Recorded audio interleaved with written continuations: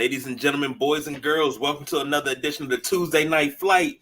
Got Matty Ice joining because we got a lot of NHL to talk about. But first and foremost, we got to get the important stuff out the way. Matty Ice, how you feeling tonight? We're feeling good. How are you doing? Man, after that game last night, I am geeked, man. I almost didn't go to bed because of that. Yeah, that was hold on. Yeah, Jose Ramirez just hit a two-run homer for the Guardians. Sorry, I got sidetracked there for a second. That's my boy. I love Jose. Hey, that's all good because that's a live update right there. They're now beating the Mets 5-2. And hopefully they can beat the brakes off the Mets. I'm a Yankee fan, so you know I can't stand the Mets. Yeah, sorry, I digressed again. But yeah, that game last night was it's everything a Game 7 is supposed to be in the NHL, and that's what makes the NHL playoffs just different. You've got a first period where the Vancouver goalie, who, by the way, was their third string goaltender, didn't play, but 6 games I think this year for them, comes in the first period and looked like he was just gonna stonewall Edmonton, and then Edmonton gets him for 3 in the second. You're like, the route is on. And then Vancouver gets a couple in the third, and then it's Edmonton just holding on for dear life at the end of that game with a raucous crowd in Vancouver going crazy. But I'll give Skinner credit because I thought he was maybe going to crack, and he held up in the third period when he finally faced some shots. It was one sequence where it was a shot, and it probably would have been a goal, but it got deflected right in front of the net. And I said, don't ask me why, but I was living and dying when I think I picked it up after it was during the second intermission. And I picked it up then. It was on ESPN, and I was like, okay, they down 3-0. Let's see what they got. And I sat there for a minute, and then they got 2 quick goals, and I sat up, and I was like, all right, y'all need some shots. Y'all got to start launching shots. The announcer had said something that I wanted to ask you about because I didn't understand it. Said it was an unnecessary icing that I believe Vancouver committed. He said it was an unnecessary icing penalty. Why was it unnecessary? Well, I think because you get some of these guys, you have the red line is what determines icing, and icing's it's hard to do without seeing an actual rink. But basically, if you shoot the puck in from your own zone from the red line, and then it goes across the goal line, by touching it, that's icing. He was literally like a foot away from the red line with nobody on him. So all he had to do is take 2 more strides and then dump it and do your line change, and he would have been fine. So there's a lot of times, and especially towards the end of the game, where guys are just flinging it, hoping for the goal, but that wasn't that scenario. So the unnecessary icings are when you probably can get it past the red line and then dump it in, and he had that chance and just didn't do it. But fortunately, just didn't haunt him. Mm. Now, let me let you take over this because this is your segment. So I got my questions. Oh my goodness. I just didn't know that I was going to be that excited over a Game 7. Yeah, I'll be honest. I was secretly hoping Vancouver is going to tie just because I wanted the overtime, but because that's the next level is when you got the Game 7 overtime where it's winner take all and loser goes home. Those are the best when but didn't happen. But still, a close game, a great game, and when they had Edmonton picked, it was good. That made me go 4-0 for the division rounds, and now I'm 11-1 for the season in the playoffs. So I'm crazy happy about that. See, that's why you got to come to the Sideline Junkies. If you need to know who bet on, Matty Ice got NHL, the Midnight Rider got NBA, the Boss BJ got NFL. We got it all here. So you need to know who to bet on. You come right here. The funny part is I joked about it because I was like, if I haven't bet on any of them, it's like I'm sure if I bet on these, I'd be 1-11 instead of 11-1. But the fact I put no money on it at all, so maybe somebody else can put the money on it and do well. Man, and the crazy thing is, your conference finals are set. Now the Rangers beat the Caps, and the thing is in the playoffs, you always want to see the team that beats your team go on to win it all because that means hope. Well, we lost to the eventual champion. I don't believe in that because if you beat me, I want to see you lose. And you will not catch me ever rooting for the New York Rangers after they beat the Canes. I already sent Mr. Paul Cordova. You have one mission, and that is to take care of the New York Rangers. But I mean, that the Rangers Canes series was a great series. I mean, I remember when we talked about that series, I had said that that series could come down to special teams. And unfortunately, I was proven right because the Rangers won that battle. They were, the Canes honestly probably were the better team 5-on-5. But they got dominated on the power play, gave up 2 shorthanded goals. And, between that and Igor Shesterkin, who, kept the Rangers in it when the Canes did dominate the play 5-on-5, that was the difference in series. But you almost had the rarity where the Rangers were up 3-0. The Canes win game 4 and game 5. They're up by 2 goals going into the third period. There he is.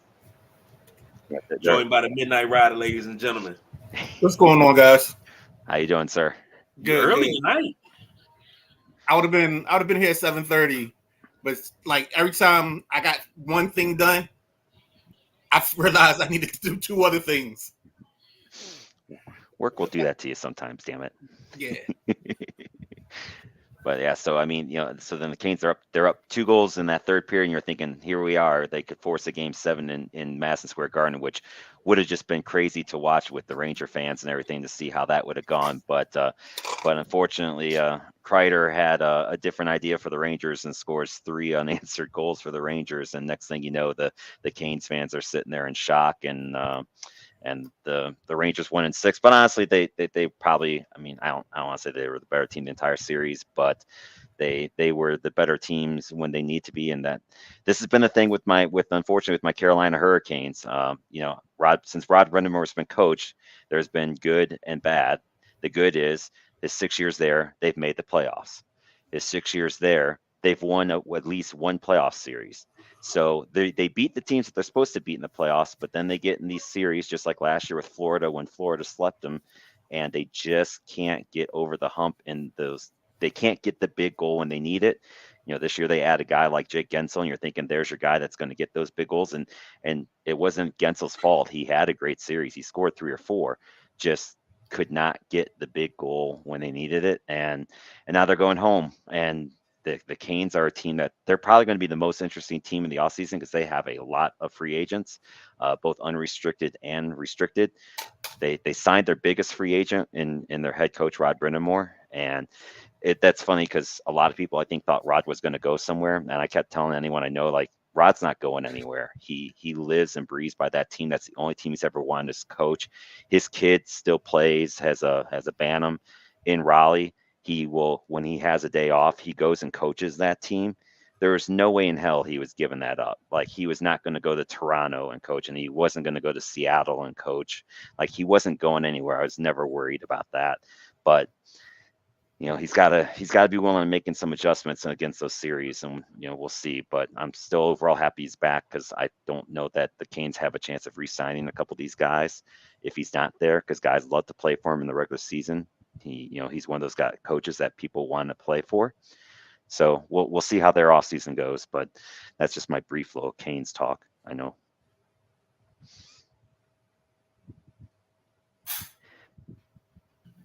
Midnight Ride, I asked a bunch of questions. You got any questions going into this conference finals? Do we talk about Edmonton? We talked about the game 7, but not the entire series yet. That's my I was just sitting there, and I think it was the second period where they scored the goals. Yep, all 3. Just loving life, man. So once I saw that, I figured it was good. Turned my head for a little bit. I think I started watching something else. Came back and it was 3-2. And I'm like, let's not give this up, fellas. So good thing they held on, but they tried to give it away. It was a couple of shots in there in those last couple of minutes. Oh my gosh. I'm glad that wasn't like my actual team, because I probably would have lost it. I honestly still don't know how that series went 7. There's really no reason that Vancouver should have even been in a position to be in the game 7, but Edmonton really is. They have they have 2 of the best players in Leon Draisaitl and Connor McDavid, and Ryan Nugent-Hopkins has been doing well with them, and they've got a couple other guys that are there, but they get no other scoring from any other line. Right. So if that line doesn't score, and if Skinner is shaky, which he was a lot of that series, he got pulled for a game. And even when he gave up the 2, you started to think, here we go again, but he held on and, for dear life, and actually did make a couple saves. So I'll give him that. But the Dallas series, because Dallas just, took care of Colorado, I don't want to say easily. It did take 6 games, but Dallas is a whole new beast that Edmonton has not played yet. And we'll save that for a little bit later in the show. They've been, okay. That's cool. That's all I had for right now. I mean, I wanted Edmonton, and I came in when you guys talking about Carolina. So I'm good. On the other side, you had the Hurricanes and the Rangers. You also had the Panthers and the Bruins, and Florida won that 3-2 in that divisional round. What was your thoughts on that matchup there, Maddie? I think that series went just about really as I thought it was going to go. Florida was a better team than Boston. The only way that Boston would have had a chance was if the guys like Marchand and them could get Florida to get into a dirty type game. And don't get me wrong, game 2 got pretty nasty at the end of that one. And you start to think, is this how Boston's going to maybe get into Florida's head? But Florida for 2 series now has shown the ability to stay out of the box. Not saying that they haven't taken any penalties, but they've taken what I call hockey penalties. So they haven't taken a lot of dumb, stupid penalties. And that's going to be even more important when they play the Rangers, when you face that power play that they've got going on right now. But the Florida, Florida's just, they are probably the deepest team in the East for sure. As far as, from 1 through 12 of your forwards and from 1 through 6 of your D, I think they're the strongest, deepest team of the East, and they're showing that muscle right now. Yeah, I think next time we had that question, I'm gonna have to go first because you just throw it. I was about to say, I thought if Boston mucked it up, that's the only way they were going to make it an interesting series. So I definitely second that thought process by you, Matt. Florida's been explosive, and I think it's gonna be a good series. I know we'll talk about it in a little bit, but that Florida-New York is going to be a pretty good one. Well, we can dive right into that if you want. I'm ready. Let's go. Yeah, I mean, this has been a broken record for me. Anytime I've been talking about the Rangers and their power play. The teams have to avoid that power play, and the Rangers are proven why. I mean, I think their power play on, I've got the numbers here. I think they are at a 35% clip right now for the playoffs, because now we're at the point where every team has won 8 games. They played more than 8 games, but now your playoff stats are starting to matter. Through the first round, you kind of get some fluky games, stuff like that. But now you're talking most teams are 10 to 13 games in, and these stats can kind of start to show something. And the Rangers are at a 35% clip on that power play. The Canes, it's the Cats PK they're not bad. They're at 86% right now in the playoffs, but they just got to stay out of the box. If they can stay out of the box, and that's going to be tough because the Rangers got 3 guys too that like to try to stir up the stuff. They've got Trocheck, Trouba, and Rempe, who is the big tall guy who loves to fight. Now, he hasn't gotten into a lot of fights, but even the last couple of times when Florida and the Rangers played in the regular season, they had a couple of games that got nasty. I don't think that's going to go away, especially these early games in New York, where I think the Rangers clearly have the edge is probably in goaltending. Not that I don't like Bob. I mean, Bob's sitting there at a .902 save percentage, but Igor has been at a .923 save percentage. He's been lights out for them and their specialty teams. That's what is going to give the Rangers the chance to win. But I think Florida 1 through 12, 1 through 6 is much deeper than the Rangers. And I think that depth is going to come out. They've got a lot of guys that can score, but the 2 big guys are been Matthew Tkachuk and Alexander Barkov, and those 2 guys have been leading the way. I think as long as the Cats stay out of the box, they will make it to their 2nd straight Stanley Cup final, and I like them in 6. I think that's exactly it, but I think I'm gonna take the Rangers because I think there will be enough times where we will get some playoff hockey. Some playoff scrums, and we're going to have some penalty time. So I think that's where they're going to win it. I think that's their way.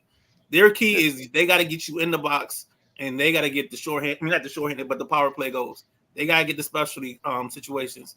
And if they don't, then I'm totally there with you. I love Bob just because of the name. but it's just one of those things where I think it go either way with the goalies. So that's why I think the specialist will be the one that tipped the hand in this series. Yep. That's if the Rangers win the series, it'll be, and that's really think about it, that's how they've won the first two series. I mean, they destroyed the Caps on special teams, and they destroyed the Canes on special teams, and they have the advantage, right? Yeah, they would have got 4.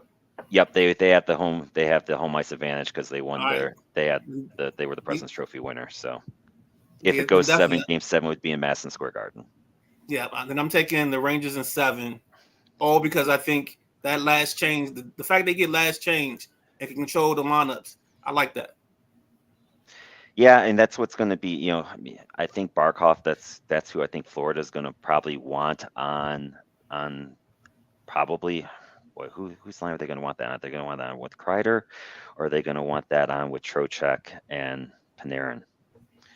I don't know. That's going to be. I think probably. But see, I think Florida's got enough depth too, where their D are strong enough too, where they may not be. And Paul Maurice is a coach too, that he doesn't always go heavy matchups. Now Lavi does. What you guys might remember too from his from his Caps days too. He goes heavy. He's a heavy matchup guy. Paul's always been a little bit more trusting than everybody, but I'm sure he's going to probably want his defending Selke Award winner out there against whoever he thinks is going to be the best. But it's going to be interesting to see which one he goes with especially at home when he's got that last change. Yeah, I think that was their key in helping them beat the Caps.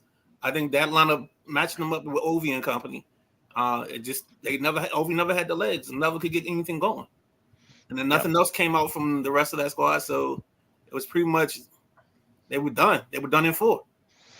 Yeah, and that's what the Rangers do. They play really tight D. They play good D. They don't get a lot of, they don't get a lot of quantity chances, but then they get the quality chances because they get you pressing and they get the breakaways and the 2-on-1 breaks, and they have the ability to put them away. I don't know if they'll get a lot of those on Florida because Florida is a pretty sound defensive team, but you never know.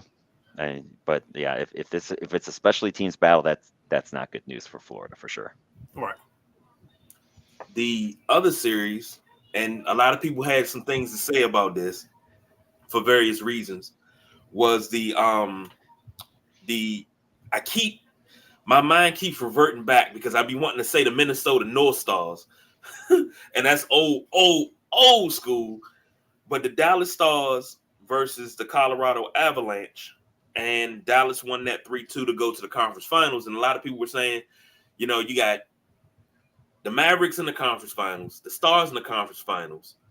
I believe it was the Astros were almost a year ago were in the World Series. Yeah. World Series, but it's been like 10,339 days since Dallas has been anywhere. The Dallas Cowboys have been anywhere close to that, and I just love that stat. That's probably my favorite stat of the week. It was the Rangers. Yeah, they used the Rangers.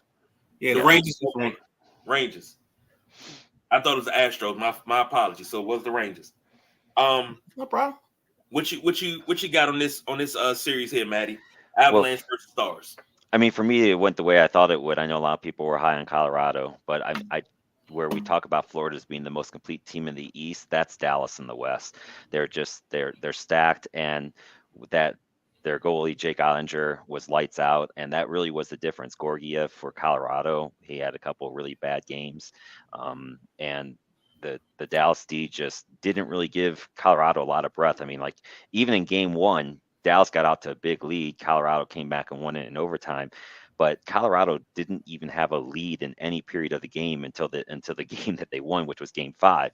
So it's just crazy how that series went, but just Dallas is just it in the West, and that's why I was trying to tell people when the playoffs started, like watch out for Dallas and everyone was going with the Edmontons and the Colorados, but Dallas is a complete team. Then they added more depth at D, and they've got a couple guys scoring. They got the kid Wyatt Johnson, who's just been ripping it up, and then they've got I'm dropping his name here and I lost it. Where is he at? He's down here somewhere. I'll find him here again. I got him here in my notes here. Jason Robertson, there he is. Both of those guys have 13 goals each in the playoffs, and they're just they're just on a tear right now, and a good goalie and guys scoring is the combination you want come May and June hockey. I totally agree. I just think the only issue I had was I thought Colorado was their offense was going to be enough to get them by. And you warned me. You told me, and I didn't listen because I know I took Colorado on the show, and I know I took it in my playoff bracket on the ESPN. But I think it's pretty much. It was a good call because I mean, look what they destroyed Hellebuyck in the round before that. Like there was no reason to think that they couldn't do that against Ottinger. I just like Dallas's defense better than what Winnipeg has, as you know. Oh yeah, and then it just seemed like Dallas smothered them the whole series. Like you said, besides game one. So it just like every time I turned to it, I just turned away because it didn't look good. It didn't look fun. So I didn't watch much of the series. I watched some, and what I did watch, it was heavy Dallas domination every time. So I kind of figured that's how it was going to play out. I really felt bad for Denver because the night before we got into Denver, it was when the Avs lost to Dallas in the overtime in Game 6, and then the first night here is when Denver was at home and lost to Minnesota. So needless to say, this city is down in the dumps right now, because I think they thought they had the chance of having two teams in the conference finals, and then neither one of them made it in there. Yeah, that was a beautiful thing. True indeed. Now, looking at the conference finals, we talked about Rangers Panthers. Now, all the stars, and that starts on Thursday. Rangers Panthers starts tomorrow. Yep. All the stars, the Oilers are coming into this after playing 7 games. The Stars 1-6, so the Oilers had to play an extra game. Will fatigue be a factor in Game 1? I think it could be because they're also going to have to travel to Dallas, so they've got to travel on top of it. Remember what we said the key for the first series was? It's going to be no different in this series. If Edmonton's going to win this series, it's going to be because of their power play. Their power play is at a 37% clip right now for the playoffs. It's just been lights out. So Dallas needs to stay out of the box because their penalty kills only at 69% in the playoffs right now. So if Dallas takes a lot of penalties and gives that Edmonton power play a chance, they're going to be in trouble very quickly. The good news for Dallas is they don't take a lot of penalties, and where they have the biggest advantage is in goal. Ottinger has been lights out. He's got one of the best save percentages in the playoffs at .918. Skinner is sitting there with the worst out of the guys that are left at .881, and that's a big difference. Like your goalie, you want to be at 90% or better. You'd really like them at .910 or higher, and that's going to make a difference in these series. And I'm not sold that Skinner can get him through Dallas. He did okay in LA. He got pulled in the Vancouver series, and Edmonton has 4 of the top scorers in the playoffs, so they do have that going for them. They got Draisaitl, McDavid, Bouchard at D, and Nugent Hopkins. Dallas is a little bit more balanced, but they've also got their 2 guys, Jason Robertson and Wyatt Johnson, that can light it up. So if this is a high-scoring run-and-down series, that plays to Edmonton's strong suit. I don't think that Dallas is going to let it get to that. And look, before this all started, I had Dallas and Florida in my final. Both of those teams are still left. I'm not changing those picks. I'm still taking Dallas in 6. Oh, well, shoot, that brings me to the next question, which was predictions. So Dallas in 6 on one side. You got Panthers and Rangers on the other, and I believe you took the Rangers as well, correct? No, Florida in 6. Florida in 6. Okay, I took the Rangers in 7, and then in this one, even though Maddie's giving me all this great information of why I should pick Dallas, I'm taking Edmonton in 6 because that's why I said was going to win it all. So I got to ride or die with the pick I started with. So that's my cut with winner because they're gonna bring it back to Canada. So, and you know me, I'm a glutton for offense. He said it, 4 top scorers. So why am I gonna stay away from what I love? Now you say being a glutton for offense, so you must have loved those Bruce Boudreau years here in Washington where we scored a bunch of points and didn't play no defense. Yeah, choking. I would play Madden, and I would just be like, all right, I'm just gonna blitz. If you score, so what? Because I'm gonna go down and score again. You just got to keep up. Choking dogs. Hey, but I mean that was their fault because it was poorly built. If they had any kind of defenseman besides Mike Green and company, I think they had like 2 other guys, and that was it. That was it. It was just they were poorly constructed on the back end, and that's why they lost. Well, and that's what happens with that. That's been the thing with Edmonton, though, right? Yeah, Is their defense, and they'd never spent the money on a goalie, and they'd never spent the money on their D, other than Darnell Nurse, who's very solid. But you really need to have 4 strong D, and they've got maybe 2. But they've got the big line, and that line scores, and that line puts up a ton of points. But when you face a team that knows how to shut it down, then that's when Edmonton can struggle quickly. And I think Dallas is going to be able to do that. But if again, that's assuming they can stay out of the penalty box, and Edmonton's good at drawing penalties. So we'll see how that goes. And Edmonton has all of Canada now riding on them, because again, no Canadian team has won the cup since 1993, and Edmonton is it. That's their only hope. So you're going to see all of Canada rooting for Edmonton. That's right. Matty Ice, in the pre-show, you said you had a rare trade that happened today. Yeah, we had a trade today, which doesn't happen a lot. It's 2 teams that are obviously out of it, because if the teams are in it, they can't make a trade. But Tampa Bay got back a D that they used to have, Ryan McDonagh from Nashville, for a couple picks. Nashville gets a 2nd and 25 and a 7th this year. Tampa gets a 4th round pick back this year. So Tampa Bay was probably going to be in the market for a top 4D when free agency hits on July 1st. So they get kind of that need now. And McDonagh has a lot. He was there before he went to Nashville a couple of years ago. He knows still a lot of the guys there. He happens to be very close friends with one Steven Stamkos. So maybe this is a move too that kind of maybe, nudge, hey, do you really want to leave Tampa? We got one of your guys back here now. So I think it's a move that could, and it frees up some cap space for Nashville, which I think they're going to try to make a couple moves to maybe go all in for next year. So it's interesting, but we'll see how it goes. McDonagh's got 2 years left on this deal. Feels a need for them for next year. Gives Nashville some cap space, and hey, you got a hockey trade to talk about in May, which doesn't really happen. Speaking of trades, do you I know you're probably been bogged down with the playoffs.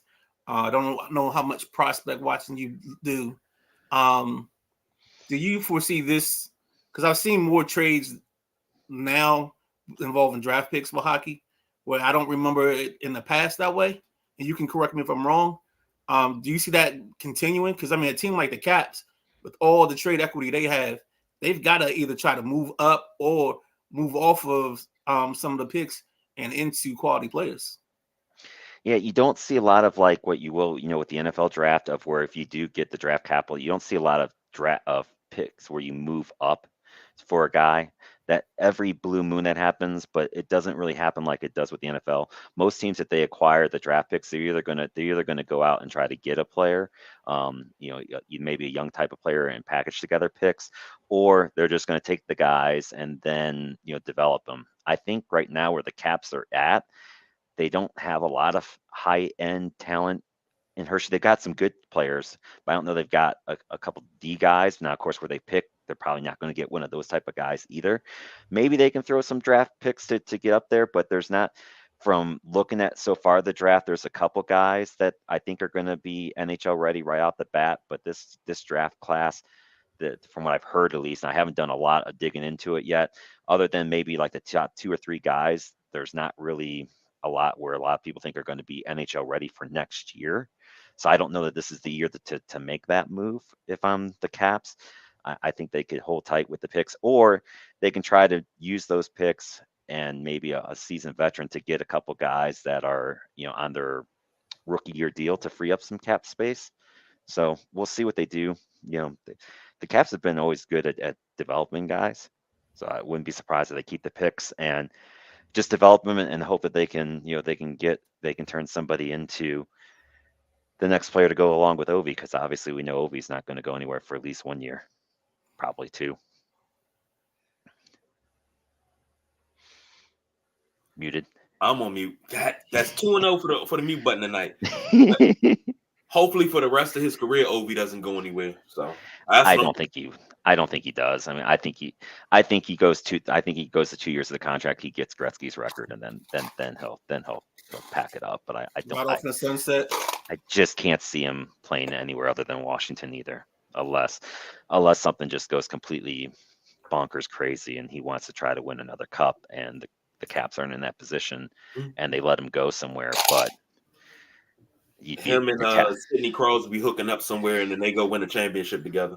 Right, one last one off for both of them. Two rivals join up and join forces. I know you up against it, Matt. I just wanted to throw this out there. By being a Raiders fan, the Raiders family lost arguably one of the greatest centers to ever play, and Jim Otto, 14-year career, 67 AFL champion, 9-time first team All AFL, first team All Pro in 70, 9-time AFL All-Star, 3-time Pro Bowler, AFL all-time team, 100th anniversary NFL team, played 210 games and started all 210. Pro Football Hall of Famer. And it's ironic because I thought about this when they announced his death. This is the first time somebody's going to be able to wear 00 since he wore 00 this season coming up. And I just said, wow. Your thoughts on that great center that was Jim? He's Mr. Raider. I mean, that's anyone, and it's not just before his playing career in Oakland, but he has been always doing stuff for the franchise. Like anything that franchise has needed, they need a vet, they need an older guy there to sign stuff. It's been Jim Otto. Whether in that, moving into Vegas, he was out there in Vegas with open arms trying to get the city and stuff, pumped up. He did it with Oakland. He did it in LA. I mean, he's Mr. Raider, and it's that one hurt a lot. I knew it was coming because I knew he wasn't doing well, but that one hurt a bit. It's especially it's going back to the Madden days of the Raider football and what really began the Raider mystique under Al Davis and John Madden. Of we don't care how many penalties we get, we're just going to slug you in the mouth, and then we're gonna go down and score, and so we get a 15-yard penalty, we'll just make up the 15 yards and just go down and score anyway. It was fun football. I remember you're talking about Ken the Snake too, and those two guys go hand in hand together, and we're just a riot. Did you ever read the book The Snake, his book that he came out with? I need to. Because you want the stories like you're talking about him with the Marlboro at the jukebox, you want to hear some hilarious stories of his playing career, read that book. It's an older book now, but it's basically his own autobiography of what he did, and it's just like stuff that just no quarterback today would ever be able to try and pull off and do and be in game shape. But I don't know how the hell he did some of the stuff that's talked about in that book. See, and one thing about the Raiders is you got to know the Raider rules. Raider rule number 1, cheating is encouraged. If you're not cheating, you're not trying. Yep. Raider rule number 2, see rule number 1. And that's why I kind of like Pierce. That's why I'm so excited, because I think he kind of brings some of that he's bringing some of that mystique back. Although they weren't that penalized under Pierce, like they didn't lead the league in penalties, and their penalties didn't increase under him, but he has brought back some of that swagger, that Raider swagger that's just been missing for decades. Mm-hmm. So I'm cautiously optimistic, but at the same time, we're in a division with the Kansas City Chiefs, and we're in a division with the LA Chargers, who under Harbaugh, I think, are finally going to have their shit together and win games that they, all these games that they've been close and they've lost. I think they're gonna find ways to win this year. So I'll just be happy if they get in the playoffs this year with how loaded that division is. I think Las Vegas is going to surprise a lot of people in the West, because the first game against Kansas City, expect Las Vegas to punch them in the mouth, and I mean punch them hard, because the only way you defeat a gorilla is you punch them in the mouth, and that's your gorilla right now. Yep, agree. It's all going to come down to AOC and how he plays a quarterback. If he can be okay, they have Gordon Minshew, but the talk is right now it's O'Connell's spot. It's O'Connell's job to lose going into preseason. No. No. That's Get what the they're ball to saying. Gardner. And Minshew, we trust, baby. I'd be okay with, I'd be okay if they go with Gardner. I mean, I think it's going to be open competition. We'll see. We'll see how it goes. But the talk is it's O'Connell's earned the right to be the starter and prove otherwise. Well, I didn't want to. This is the best place for me to announce it, and I didn't want to say anything. But I'm going to be in the quarterback competition for the Las Vegas Raiders. I've agreed to a deal with the Las Vegas Raiders to go to training camp. Unfortunately, the Las Vegas Raiders did not also agree. So we are kind of at loggerheads right now. So we'll take you. See what you got. See, the Midnight Rider ain't saying nothing because, I mean, he don't know. He's going to be my personal assistant. Big Jim's my agent. He's going to be my personal assistant. We got things to do, man. What's going on? Like, you just sitting there. Not much, man. I'll be the reason why you late to practice. Oh, we got a couple of comments over on Instagram. Duval Paul checking in again. Fuck Dallas. And he said Bowers is the X factor. Who is that? Bowers is the X factor. Oh, he's talking about for Vegas. I like that. I just like the fact they got the two tight ends because they're going to be in two tight end personnel anyway and try to run the ball down your throat. Didn't they draft a running back? They did. I think in the later rounds, I think they did take one. I mean, they really like White, and then they got the guy from Minnesota, Gaddison, right? I think Matson. Yeah, Matson. whoever was the guy in Minnesota before they added, who they added. But yeah, I think the running back's going to be by committee. Minnesota added Aaron Jones. Yep, and then they let go of their guy, and that's who we got. So I don't know. I mean, the key is going to be, can you get Devontae Adams the ball and keep him happy? If they can do that, on offense, the defense I think is going to be better. I was happy with their draft. I thought they drafted well, but drafting well and seeing the talent play out on the field is another thing. Well, you did sign Michael Gallup. Yeah, I think that was a good pickup. Yeah, I don't mind it. You sound so excited when you said that. It's like, yeah, woo, yeah. Wasn't Michael Gallup? But hey, if he can go along and be the other, maybe take that Hunter Renfrow row, then that'd be fine. But I still kind of sad to see him go. But I think he got done wrong. But I get it. We're gonna switch over to NBA, Maddie. You got time to stick around? Yeah, she's not back yet. So until she walks into the hotel, until she walks into the room here, then we're good. All right. The NBA conference finals are set. We already knew Boston was waiting for the winner of the Knicks-Pacers series, and we talked about that on Sunday. The Knicks wound up losing to the Pacers 130-109 on Sunday. Jalen Brunson went out with an injury. The Knicks they turned into a mass unit later on in the playoffs. And I'm going to say this, and I'm going to turn it over to you fellas. Stop blaming Tibbs, because Tibbs likes to play high-energy defense, and he likes to play, guys 40 minutes. If you can't play 40 minutes in the NBA, you don't need to be in the NBA. I'm sorry. It's guys that were playing 48 minutes, 47 minutes, 46 minutes a night. If you ain't got enough stamina and energy to play 40 minutes, go have a seat. I know it's dudes at Planet Fitness and YMCA and all the gyms around that can run 40 minutes and don't never get tired. But the Knicks lose this series. Pacers win. Gentlemen, what were your thoughts on the start with Matty Ice, and then we'll finish up with you, Midnight Rider? Well, I was happy because I picked the Pacers in 7, so I was happy to see that. But that was just because I hate New York, so I wasn't really basing it on anything other than that. But then it ended up happening. I'm like, all right, look at that. I mean, yeah, the Knicks had a ton of injuries. And especially in basketball, I think you get the wrong injuries, it's hard. It's not like other sports where maybe you can hide an injured player. It's just harder in basketball. You've only got 5 guys out there. And so I think that really showed in Game 7 along. And Indy's a tough team, so I think it just, when you got a short bench and injuries on top of it, I just think they got wore down. It's real simple.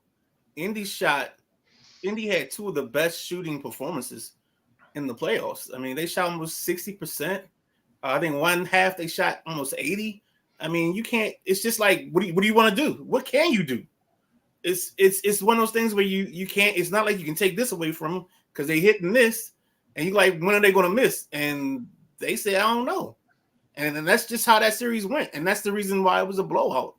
And you could just see it was a spot in the third quarter, early third, where the Knicks got it down to 7.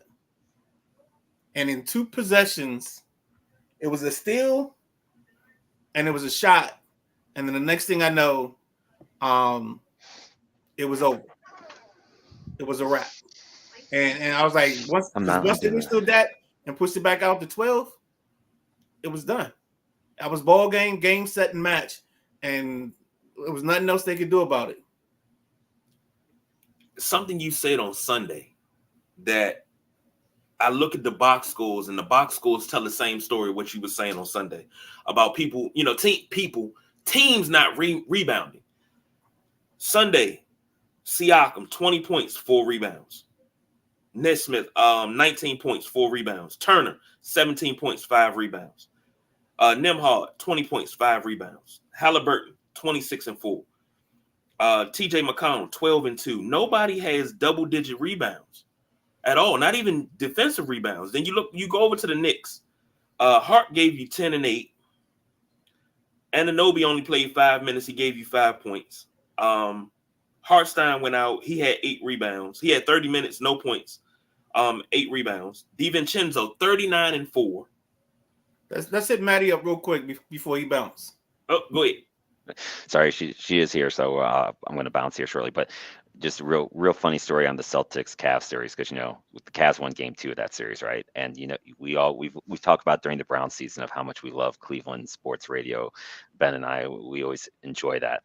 Well, needless to say, the hype train in Cleveland was going strong after that Game 2 win of how they were going to upset the world and win the series. And I wish we were in Cleveland when they lost the series, because that's when we started our West Coast trip. So I don't know how that all played out and ended when they lost games 3, 4, and 5 in a row.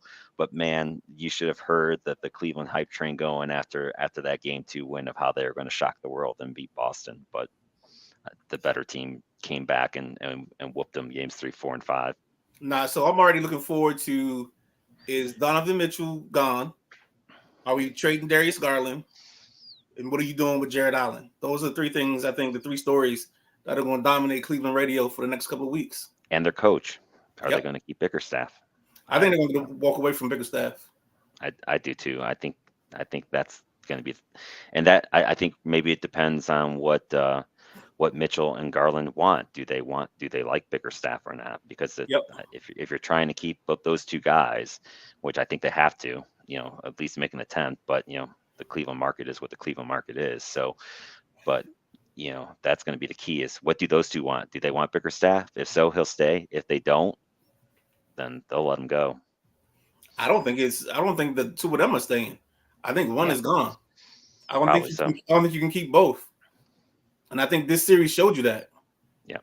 And if that's the case, and I think if they somehow can get Mitchell signed, then that's the guy. I mean, the only reason why they were in that series at all was because of him. And who knows, maybe if he's healthy for Game 5, maybe it's different. But I think once they got down 3-1, the writing was on the wall. And there's no need to play hurt if you know the writing's on the wall. And risk losing that money later. Totally agree. All right, Matt. All right, guys. Time, man. I appreciate your time. As always, we'll see you guys around. All right, buddy. All right. Take care. Ladies and gentlemen, that was the one and only hockey insider for the Sideline Junkies, Matty Ice, giving you your dose of the hockey playoffs. He has been on fire long before the NHL trade deadline. Once everything, I think, what was that, All-Star week that we really got into it? Yeah.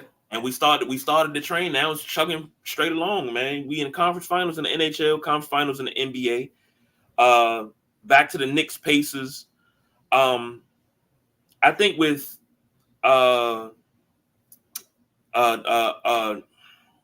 Brunson going out, he gave you 17 in 29 minutes, but that fracture in that hand, it was no way he was coming back. And I'm sure he wanted to come back, but it was no way he was coming back. I mean, he had dragged himself up down the court the whole game 7. I mean, it was a labor of love the whole time. And like I told you, I just saw it.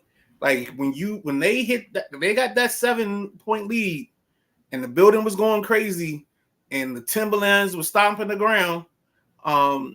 You thought something was going to happen, and then, bam! In the instance, in 2 possessions, the lead or 3 possessions is back to like 12, and it was just like, I mean, what else can we do? I mean, like it's one of those things. There's no worse feeling for a coach when you're trying to pull somebody or you're trying to make an adjustment, and you look because you like, oh, I'm gonna pull him, and you go start walking down the bench, and you like, no, hell no. Damn, all right. And you just turn back, and most of the time after you do that, you just stand there with your hands and you just do this because you don't know what else to do. Well, then you can't swap out nobody. You got to alternate between your mannerisms. So you got to, you got to act like you're frustrated because you don't know what to do. You got to throw your hands up. Done. Now you just do the steal possessions. Every time there's a timeout, it's your ball after the timeout. I don't care where is that. We come out of timeout, it's my ball. Every ref, I had this one ref laughing. I'll be like, yo, halftime, it's our ball. Which way we going? We going that way, right? He'd be like, dude, you just had the ball. First, no. I'm just saying, I think it's our ball. I just think it's our ball. Speaking of conference finals, game 1 of the Eastern Conference Finals have started. Pacers versus Celtics is going on right now. Right now, the Pacers are down 2-0. Just started, so it's about 11 minutes and some change left. On the Western Conference side, we talked about this Sunday as well. You picked the Timberwolves to win this in 7. They did, 98-90, to go on to their second Western Conference final in their history. First was in 2004 where they lost to the Lakers. I believe that was the Big Ticket's MVP year. And he battled as hard as he could against the Lakers, just couldn't beat them. No, that's the year that Sam Cassell got hurt. And I think he tore whatever it was off the bone, and Sam couldn't give him anything. If Sam Cassell plays that series, it goes 7. Because you always had, I think they still had the incredible shrinking Wally Zerbiak at the time. So he was a non-factor. But Sam Cassell was the reason that series, like the Lakers took it with the ease they took it with. How's that not over the back? For the Timberwolves, McDaniels gave you 23 and 6 rebounds. We got a double-digit rebounder, Karl Anthony Towns, 23 and 12. Rudy Gobert, 13 and 9. Anthony Edwards gave you 16 and 8. Conley gave you 10 and 8. Reed gave you 11 and 4. They only had 2 players that didn't score in double figures. I'm telling you, that team is balanced. They attack. They picked up Anthony Edwards that night because he was struggling. And Denver did some good things in trying to get the ball out of his hands, trapping him early, making him give it up, not letting him get to spots. So it was a good plan. The problem was that Denver when Rudy Gobert hits a fadeaway, that fadeaway jump shot, I mean, at that point, you just pack your bags. It turns into that SpongeBob meme where he just says, all right, I'm out, and he just gets up. Like, that's just kind of how you had to feel. I had a great talk with my nephew because he didn't answer his phone. So I texted him just a beautiful congratulations message because, there's no repeat. And, I just wanted to help him celebrate his team not repeating. Gangster. For the Nuggets, Jamal Murray led the way with 35. Joker had 34 and 19. And then that was the production that the Nuggets got. You got 7 from Michael Porter Jr., 9 rebounds. Aaron Gordon gave you 4 and 4. Kentavious Caldwell Pope gave you 5 and 6. Braun gave you 5 and 3, and that's the extent of the scoring. Well, the last 4 games of the series, Michael Porter Jr. didn't make it out of the single digits. You had the miracle game in game, I think it was game 5, where Aaron Gordon gave you 28. You probably would have wanted him to space that 28 out some, because I mean that was really all he did, and he was in single digits the rest of the games as well. I think the key in that series was that. I mean, it's those two, and then it's the miracles, and you need somebody else to step up, and just even if they can get you 12 to 13, that's going to make it easy for you. So when you getting 7, say again. You saying that they're Smokey Robinson? Because I heard you say that it's them two and the Miracles, so they just Smokey Robinson together. Hey man, it is what it is, man. But I mean, when I watch these games, that's what I saw. I just saw the fact that I think Minnesota was able, and this is what I saw game 1 and game 2. They were able to minimize the extras. And when you minimize the extras in a series like this, like sometimes you automatically think when you the home team, your bench player is going to shine. So if you were a gambling man, you would probably have taken some of the bench players to have big nights, not 20-point nights, but probably 10 or 15, because that's what they do in Denver. You know, they shine. This is a night where Kentavious Caldwell-Pope would hit like 3 or 4 threes for you, and you don't even know why. But he did it because we at home. He got to sleep in his bed, maybe. I don't know, maybe he slept in his mistress' bed, wherever he slept. Home cooking. You know what I'm saying? I don't think I'm wondering if my eyes deceive me. The Celtics are up to 12-0. I think it is that, yeah. Indiana's offenses look terrible. Boston's got a couple of blocks early. No easy offense for Indiana. They've missed a couple of layups. The layups were highly contested. So, I mean, they're shooting my theory in the tail right now, because I would have personally taken, if I had to scratch, I would have taken Indiana and the +10. I mean, we're still ways away from that even being an issue. And then the other thing I told somebody before I came in the house, me and the neighborhood were talking, and I was like, if I'm ever betting Indiana money line, tonight's the night I bet Indiana money line. Because they can come in, they come fresh off of playing game 7, they're still in the mode, and this is the opportunity for them to still win. Boston is showing us that they have a high proclivity of not wanting to participate in games. So now this series has already started. I think the consensus would be Celtics in 4. I think the Celtics are going to go 6, because I think they're going to entertain. They're like that. If you ever had a pet cat and he catches a mouse and then like he plays with the mouse, you know, he bats it and knocks it silly for a little bit, and unless he regain consciousness, then bats it silly again before he decides to eat it. I think that's what Boston's going to do. Okay. On the West side. You got the Mavericks facing the Timberwolves. Mavericks 1-6. Was it 6? Am I right? Yeah, Mavericks 1-6. Timberwolves 1-7. That series starts tomorrow night at 8 p.m. 8:30. I'm sorry. Who are you taking in that one? Because that's going to be a good series. That's going to probably be your best series. But who are you taking in that one? I just love the way Minnesota plays. I know all night long I've talked about offense, but every now and then I do like good defense, and I think Minnesota's going to get after it. They're one of the few teams from 1 to 5 that I think can guard everything that Dallas can throw at them. Dallas throws at them Luka. You can put McDaniels on them. You can throw Conley on them for a little bit. Like, you have some options.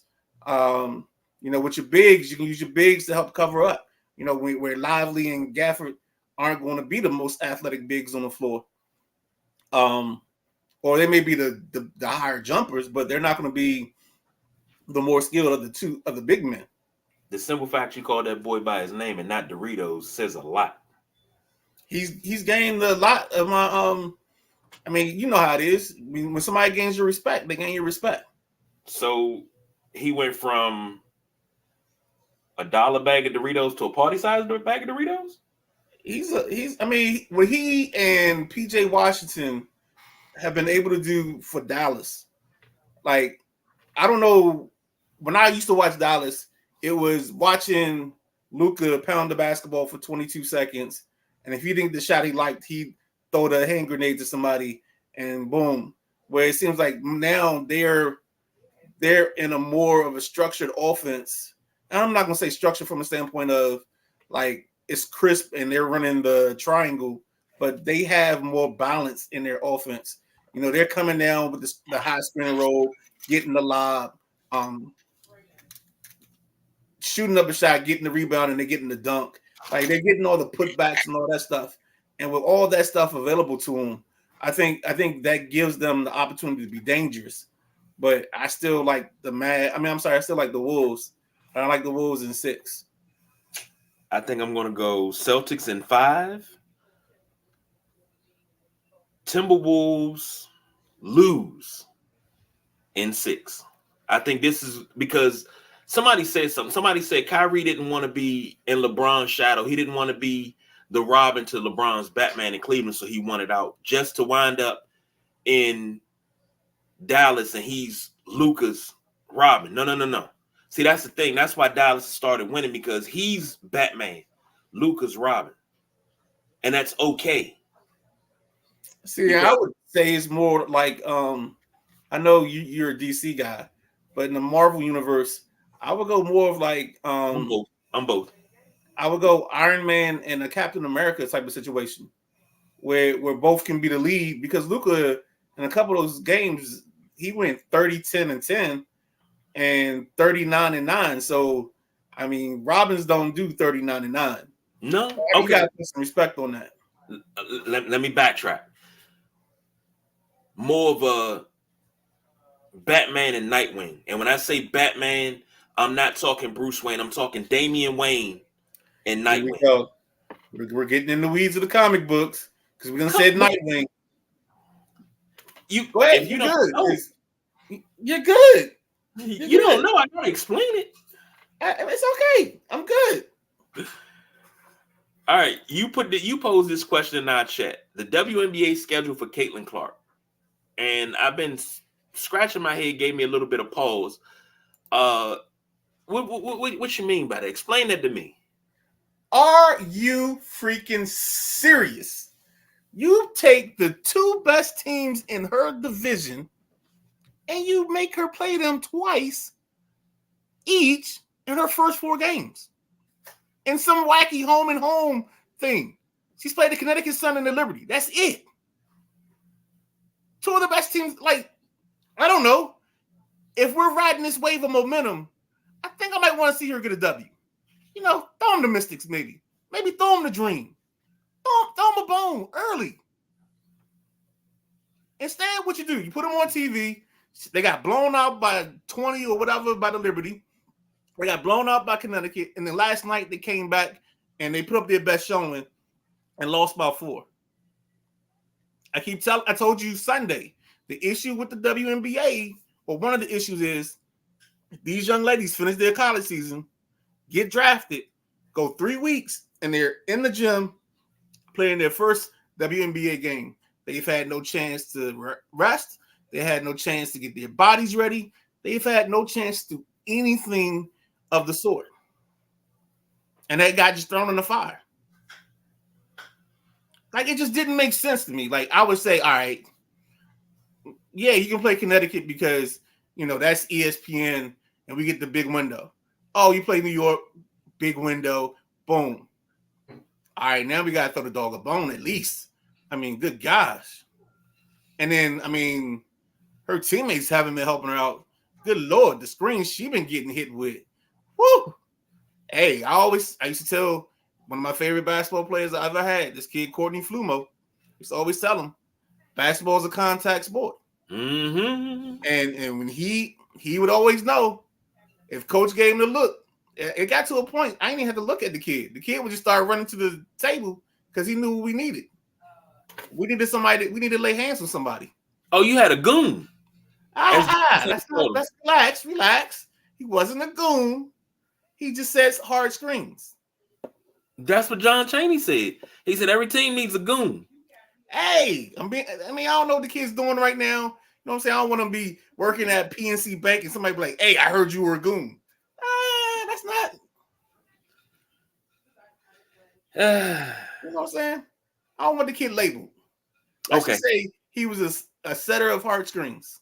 I'll give you that. Yes. Now, here's the thing. They have made it with the WNBA schedule. And I'm just talking about as far as the TV schedule. And every time you turn on the TV, it's Indiana Fever.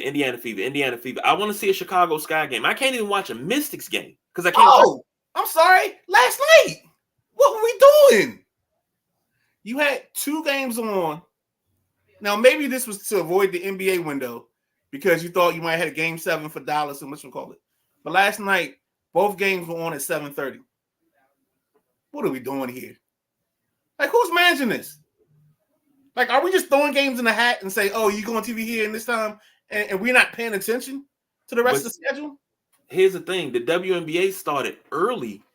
It starts early most of the time. Now, I remember the WNBA didn't start early. It didn't start until after the NBA had already concluded. So they weren't meshing with the NBA. Well, this started only because I know the Olympics. So this is their Olympic schedule. Yes. So they start out early, then they have that break in the middle. So the ladies can go play in the Olympics, and then they come back. All I'm saying is read the room. It's just you on TV. It's you in baseball. Yeah. And the good thing for you is Rob Manfred hates the sports that he's the commissioner of. So he's not even going to put most of the games on. Because if the team is in that area, guess what? It's blacked out unless you have that channel. That's true. Or unless you're doing a nice little cable bit. Well, I'm not going to say cable, but a streaming bit. But otherwise, what? So now you done took off the MLB game that's running up against you. Now, unless they like Monday Night Raw, they might be watching Monday Night Raw. But otherwise, they might click back and forth because you don't watch a whole episode of Raw sitting. You go back and forth sometimes. I did that last night. Okay, dog, come on. You do a wrestling show. That's different. What are you doing? What are you doing here, man? Wait. You plugged this, so let me say it. That's right, ladies and gentlemen. Saturday Night WrestleManiac scene every Saturday night at 9 p.m. Unless we got a pay-per-view, which we do have a premium live event in Jeddah, Saudi Arabia this Saturday. So we'll figure out the schedule for that and we'll let you know on Thursday. But Midnight Rider, we have come to this point in the show. And I wanted to ask you this. I know I teased it on Sunday and you said why. Did you even happen to catch the heavyweight championship fight?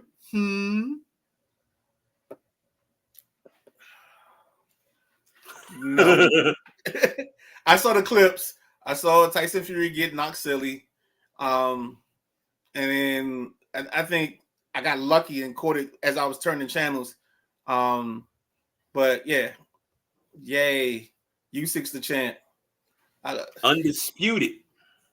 Can't wait to had an undisputed champ in what, 20 some odd years? Yeah, but it don't matter because in 2 weeks the WBC is gonna make him have a mandatory defense, and it's gonna be some bum that you never heard of, and he's going to relinquish the title. So it doesn't matter. It's gonna wind up being Anthony Joshua. We haven't seen Usyk. You haven't seen Usyk versus Joshua enough. Yeah, it's gonna wind up. It's just like if you remember John Ruiz. Remember John Ruiz was what, the WBO champion? Yeah, he had a nice run where he got a bunch of fights or whatever. But whenever he would lose, he would always petition. And they called him the quiet man, John Ruiz. But if he ever lost, he would always petition. Well, I didn't lose fair and square. I was cheated, so they'd give him a mandatory rematch, and then he'll win the belt back. But now, only time that didn't work for him is when Roy Jones dismantled him and punished him, and won the heavyweight championship. I'm sorry. 2 words. Lisa Salters. I'm good.